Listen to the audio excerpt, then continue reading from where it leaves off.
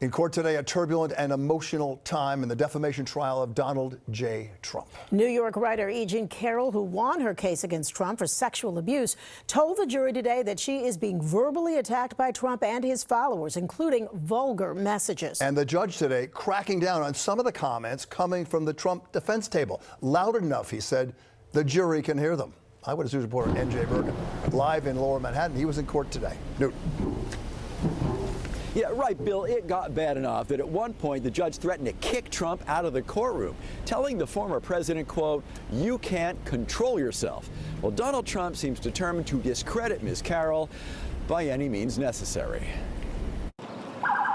Donald Trump returned to federal court for a second straight day. But for how long?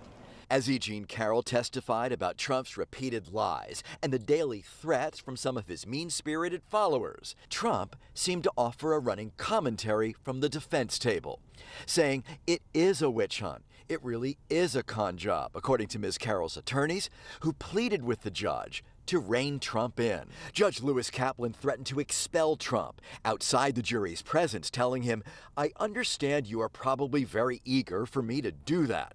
Trump threw up his hands. "I would love it. I would love it." "I know you would," the judge answered, "because you can't control yourself."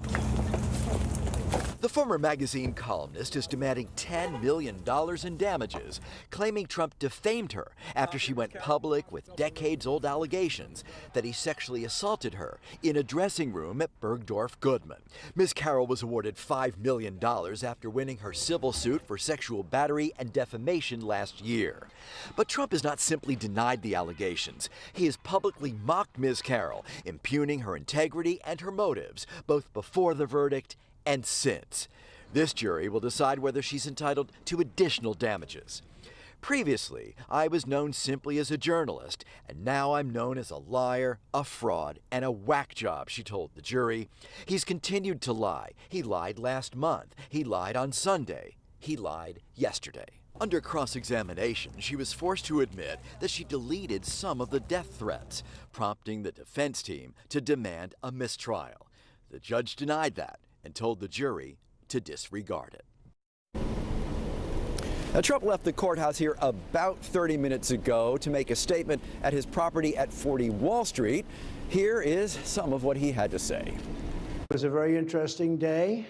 As you probably noticed, it's a big story that the witness today, a person I never knew, I never had anything to do with. It's a totally rigged deal. This whole thing is rigged. Election interference. But this is a person I have no idea, until this happened, obviously, I have no idea who she was, and nor could I care less. Ms. Carroll was also forced to admit, this is worth noting, that she sought publicity after filing her lawsuits, but she defended that practice by saying she did so to inspire other women to speak out. Cross-examination will continue here tomorrow.